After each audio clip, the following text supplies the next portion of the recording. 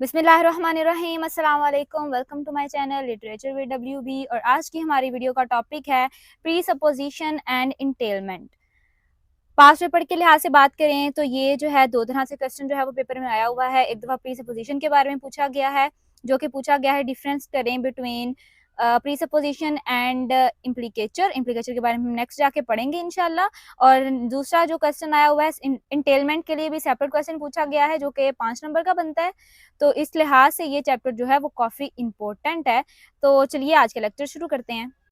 सबसे पहले हम बात करते हैं प्री सपोजिशन की। प्री सपोजिशन जो है वो एक बैकग्राउंड अजम्पशंस होती है, एक नॉलेज होता है, एक इन्फॉर्मेशन होती है जो कि स्पीकर अज्यूम करे कि लिसनर ऑलरेडी इसके बारे में जानता है और उस स्टेटमेंट को एक्सेप्ट करे कि जो कि एक सेंस बनाती हो। मतलब ये कि अगर वो कुछ बोले तो लिसनर को उसकी समझ आ जाए, ठीक है।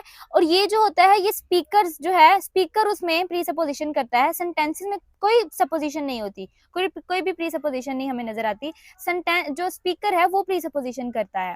ये इसका मेन पॉइंट है प्री सपोजिशन का। एग्जाम्पल के जरिए समझते हैं। एग्जाम्पल इसके कुछ यूं है कि when someone says the president of the United states is giving a speech.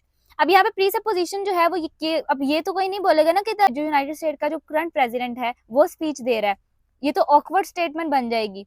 तो ये एक कि प्री सपोजिशन यहाँ पे हुई है कि यूनाइटेड स्टेट का एक ऑलरेडी वो जो लिसनर है वो ऑलरेडी जानता है कि यूनाइटेड स्टेट का एक प्रेसिडेंट है जो कि स्पीच दे रहा है। ये अभी यहाँ पे मेंशन करने की जरूरत नहीं है कि करंट दे रहा है या फिर जो पहले गुजर के गया था वो दे रहा है। मतलब ये कि हम इसके करंट अफेयर की ही बात कर रहे हैं। अगर हम इसको ये बोलेंगे कि जो करंट प्रेसिडेंट है वो स्पीच दे रहा है तो ये थोड़ा ऑकवर्ड हो जाएगा।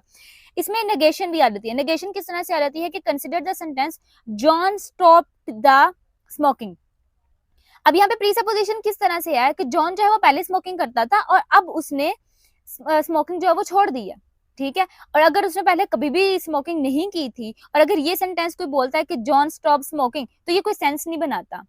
ये यहाँ पे कोई प्री सपोजिशन नहीं थी, ये कोई सेंस ही नहीं है, ये डजंट वर्क, ये स्टेटमेंट वर्क ही नहीं करेगी। तो इस लिहाज से नेगेशन भी इसमें आ सकती है। अब यहाँ पर भी जो स्पीकर है उसने की है प्री सपोजिशन। सेंटेंसेस में हमें कोई प्री सपोजिशन नजर नहीं आई, लेकिन स्पीकर ने प्री सपोजिशन की है। लिसनर जो है वो ऑलरेडी जानता था कि जॉन जो है वो स्मोकिंग करता है और अब उसने बंद कर दी है, ठीक है। नेक्स्ट जो एग्जांपल है उसको देखते हैं कि if someone says he lost his keys. इसमें प्री सपोजिशन क्या है कि जो लिसनर है वो जानता है कि ही कौन है, ठीक है। ही कौन है और हिज जो है वो किससे रेफर कर रहा है, ठीक है। जो लिसनर है वो ऑलरेडी ही को जानता है। तो यहाँ पे नाम मेंशन उन्होंने नहीं किया कि किसकी कीज, वो कौन सी कीज की बात कर रहा है और किसकी कीज है। तो ये होगी प्री सपोजिशन। स्पीकर ने प्री सपोजिशन की है, सेंटेंसेस में प्री सपोजिशन नहीं हुई। ये मैं सेंटेंस इसलिए बार बार बोल रही हूँ क्योंकि इंटेलमेंट इससे बिल्कुल ऑपोजिट है। वो अगर आप क्योंकि अगर आप प्री सपोजिशन को समझ लेते हैं तो इंटेलमेंट आपको समझने में आसानी रहेगी। तो नेक्स्ट जो है वो है इंटेलमेंट। इंटेलमेंट है is something that logically follow from what is asserted in the utterance।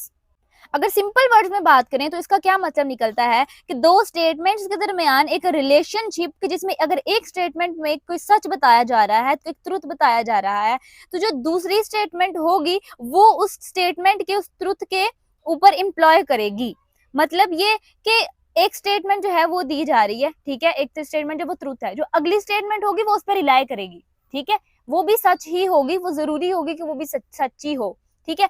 और ये जो है इसमें हम लोगों को सेंटेंसेस में मिलती है, ठीक है। ये सेंटेंसेस में इंटेलमेंट जो है वो सेंटेंसेस में होती है। स्पीकर्स इंटेलमेंट नहीं करते, हमें सेंटेंसेस में वाजिया जो है वो नजर आ रही होती है। और ये भी कहा जाता है जो इंटेलमेंट है वो प्रैग्मेटिक्स का एक्सपेक्ट नहीं है, ठीक है। लेकिन क्योंकि बात हो रही है प्री सपोजिशन की तो इंटेलमेंट की बात करना भी जरूरी है क्योंकि ये उसके ऑपोजिट है।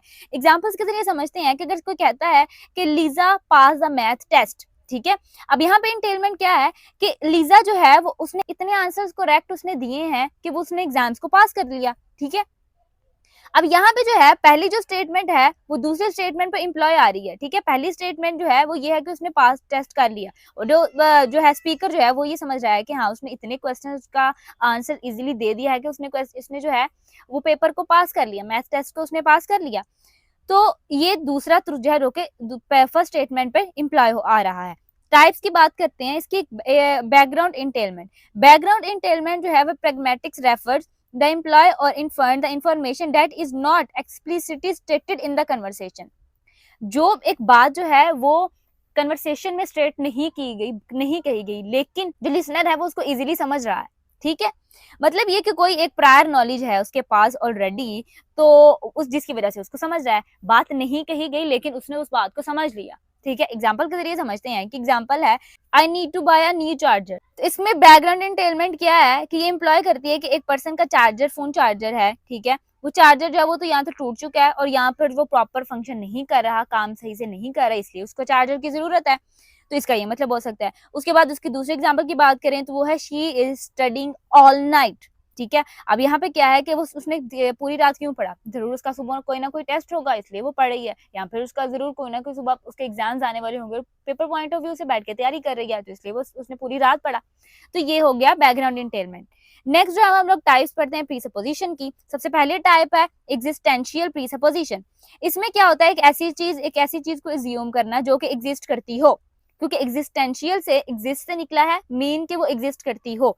यहाँ पे जो वर्ब्स का इस्तेमाल होता है वो कौन कौन सी वर्ब्स का इस्तेमाल होता है, हैव, ऑन और नो का। अब यहाँ पे एग्जाम्पल नीचे समझते हैं कि जॉन रेग्रेटफुली सोल्ड हिज कार। ठीक है, अब प्रीसपोजिशन जो है वो कहाँ से, वो क्या है कि जॉन के पास एक कार थी जो कि उसने बेच दी। ठीक है, मतलब ये प्रीसपोजिशन ये हो रही है। अब ये तो नहीं पहले बताया कि जॉन हैज अ कार और अब उसने बेच दी। ठीक है, ये बात तो नहीं हुई, हमें किसी ने नहीं बताया कि जॉन के पास कार है, लेकिन हमें इस सेंटेंस से पता चल रहा है कि जॉन के पास एक कार थी जो कि उसने बेच दी। यहाँ पे सेंटेंस को मेंशन करने की जरूरत हमें नहीं पड़ी। ठीक है, उसके बाद इसकी दूसरी सा टाइप आती है फैक्टिव प्रीसपोजिशन। फैक्टिव फैक्ट से निकला है, मतलब ये कि यहाँ पे ट्रुथ की बात होगी। ठीक हो गया, अब ये फैक्ट जो है इसमें हम लोगों को वर्ब जो है वो नजर आती हैं, no can be treated as a fact, ठीक है, और डिस्क्राइब एज अ फैक्टिव प्रीसपोजिशन।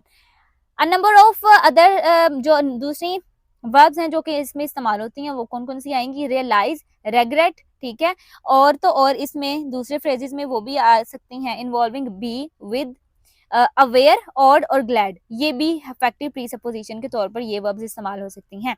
नीचे जो है वो एग्जांपल्स के जरिए समझते हैं कि she did not realize he was ill. ठीक है, कि उसको पता नहीं चला कि वो बीमार था। एक्चुअली यहाँ वो बीमार था लेकिन उसको पता नहीं चला कि वो बीमार था। ठीक है, फैक्ट है, यहाँ पे फैक्ट है एक कि वो बीमार था लेकिन उसको पता नहीं चला कि वो बीमार था। ठीक है, उसके बाद वी रिग्रेट टेलिंग हिम। ठीक है, वी रिग्रेट, उनको अब बताते हुए उनको जो है वो उस पर पछता रहे हैं कि हमने किसी को वो बात क्यों बताई। अब उन्होंने वो बात उसको बता दी थी, वी टोल्ड हिम। ठीक है, अब यहाँ पे उन्होंने पहले ये तो नहीं बताया ना कि we told him and now we regret him, कि हम लोग उसको हम बता जो है वो उस पर बताने पे बहुत ज्यादा हम लोगों को पछतावा हो रहा है कि हमने इसको क्यों बताया। ठीक है, तो यहाँ पे हमने जो है वो ये एक फैक्टिव प्रीसपोजिशन निकाल ली कि उन्होंने उसको बताया है। ठीक है, तभी तो वो रेग्रेट कर रहे हैं। ठीक हो गया, उसके बाद I was not aware that she was married. Actually वो मैरिड थी लेकिन उसको पता नहीं था। ठीक हो गया, उसके बाद it it is not odd that he left early. ठीक है, वो जा चुका है, पहले से ही वो जा चुका है। ठीक है, ये फैक्ट है।